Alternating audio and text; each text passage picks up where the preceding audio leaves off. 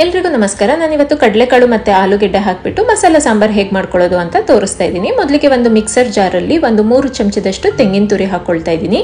ಇದಕ್ಕೆ ಒಂದು ಕಟ್ ಮಾಡ್ಕೊಂಡಿರೋ ಈರುಳ್ಳಿ, ಒಂದು ಕಟ್ ಮಾಡ್ಕೊಂಡಿರೋ ಟೊಮೊಟೊ ಹಣ್ಣು, ಒಂದು 7 ರಿಂದ 8 ಬೆಳ್ಳುಳ್ಳಿ ಹೆಸರುಗಳು, ಒಂದೆರಡು ತುಂಡಿನಷ್ಟು ಶುಂಠಿ, ಸ್ವಲ್ಪ ಕೊತ್ತಂಬರಿ ಸೊಪ್ಪು, 1 ಚಮಚದಷ್ಟು ಖಾರದ ಪುಡಿ, ಒಂದು 1/4 ಚಮಚದಷ್ಟು ಅರಿಶಿನದ ಪುಡಿ, ಮತ್ತೆ 1 ಚಮಚದಷ್ಟು ಕೊತ್ತಂಬರಿ ಪುಡಿ, ಒಂದು ಅರ್ಧ ಚಮಚದಷ್ಟು ಗಸಗಸೆ ಹಾಕೊಳ್ತಾ ಇದ್ದೀನಿ. ಹಾಗೆ 1 ಏಲಕ್ಕಿ, 2 ಲವಂಗ, 1 ತುಂಡಿನಷ್ಟು ಚಕ್ಕೆ ಹಾಕೊಳ್ತಾ ಇದ್ದೀನಿ. ಇದಕ್ಕೆ ಸ್ವಲ್ಪ ನೀರನ್ನ ಸೇರಿಸ್ಬಿಟ್ಟು ಪೂರ್ತಿಯಾಗಿ ನುಣ್ಣಗೆ ರುಬ್ಕೊಂಡ್ಬಿಟ್ಟು ಸೈಡಲ್ಲಿ ಎತ್ತಿಟ್ಕೊಳ್ತೀನಿ.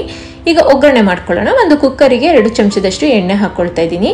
ಎಣ್ಣೆ ಬಿಸಿ ಆದ ನಂತರ ಅರ್ಧ ಚಮಚ ಸಾಸಿವೆ ಹಾಕೊಳ್ತಾ ಇದ್ದೀನಿ. ನಂತರ ಇದಕ್ಕೆ ರುಬ್ಬಿಟ್ಕೊಂಡಿರೋ ಮಸಾಲನೆಲ್ಲ ಹಾಕೊಂಡು ಮಿಕ್ಸರ್ ಜಾರಲ್ಲಿರೋ ಮಸಾಲಕ್ಕೆ ಸ್ವಲ್ಪ ನೀರನ್ನ ಸೇರಿಸ್ಕೊಂಡು ಹಾಕೊಳ್ತಾ ಇದ್ದೀನಿ. ನಂತರ ರುಚಿಗೆ ತಕ್ಕಷ್ಟು ಉಪ್ಪನ್ನ ಹಾಕೊಂಡು ಎಲ್ಲ ಒಂದ್ಸರಿ ಮಿಕ್ಸ್ ಮಾಡಿ ಮೀಡಿಯಂ ಫ್ಲೇಮಲ್ಲೇ ಒಂದು 5 ರಿಂದ 6 ನಿಮಿಷ ಮಸಾಲದ್ದೆಲ್ಲ ಹಸಿ ಸ್ಮೆಲ್ ಹೋಗೋವರೆಗೂ ಕುದಿಸ್ಕೊಳ್ಬೇಕು. ನಂತರ 1 ಕಪ್ಪಿನಷ್ಟು ಓವರ್ ನೈಟ್ ನೆನೆಸಿಟ್ಟಿರುವಂತಹ ಕಡಲೆಕಾಳನ್ನ ಹಾಕೊಳ್ತಾ ಇದ್ದೀನಿ. ಹಾಗೆ 2 ಕಟ್ ಮಾಡ್ಕೊಂಡಿರೋ ಆಲೂಗೆಡ್ಡೆ ಹಾಕೊಂಡು 2 ಲೋಟದಷ್ಟು ನೀರನ್ನ ಸೇರಿಸ್ಕೊಳ್ತಾ ಇದ್ದೀನಿ. ನೀವು ಕ್ವಾಂಟಿಟಿ ನೋಡ್ಕೊಂಡ್ಬಿಟ್ಟು ನೀರನ್ನ ಸೇರಿಸ್ಕೊಳ್ಬಹುದು. ಎಲ್ಲ ಒಂದ್ಸರಿ ಚೆನ್ನಾಗಿ ಮಿಕ್ಸ್ ಮಾಡ್ಕೊಂಡು ಕುಕ್ಕರ್ ಲಿಡ್ನ ಕ್ಲೋಸ್ ಮಾಡಿ 2 ವಿಸಲ್ ಕೂಗಿಸ್ಕೊಳ್ತೀನಿ. 2 ವಿಸಲ್ ಆದ ನಂತರ ತೋರಿಸ್ತಾ ಇದ್ದೀನಿ. ತುಂಬಾ ಚೆನ್ನಾಗಿ ಕಾಳು ಆಲೂಗೆಡ್ಡೆ ಎಲ್ಲ ಬೆಂದಿದೆ. ಲಾಸ್ಟ್ ಅಲ್ಲಿ ಹೆಚ್ಚಿಟ್ಕೊಂಡಿರೋ ಕೊತ್ತಂಬರಿ ಸೊಪ್ಪನ್ನ ಹಾಕೊಂಡು ಒಂದ್ಸರಿ ಎಲ್ಲ ಮಿಕ್ಸ್ ಮಾಡ್ಕೊಂಡ್ರೆ ಬಿಸಿ ಬಿಸಿ ಆಗಿರುವಂತಹ ಕಡಲೆಕಾಳು ಆಲೂಗೆಡ್ಡೆ ಸಾಂಬಾರ್ ರೆಡಿ ಆಗಿದೆ. Thank you. మీరు ఒక్కసారి ఈ చికెన్ కర్రీ ట్రై చేస్తే you will definitely crave for this recipe every single week.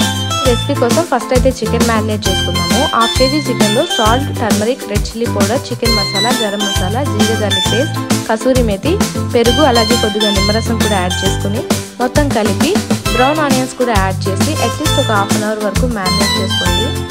తర్వాత వీడియోలో చూపిస్తున్న ఇంగ్రీడియంట్స్ అన్నీ మిక్సీలో స్మూత్ పేస్ట్ లాగా గ్రైండ్ చేసుకోండి.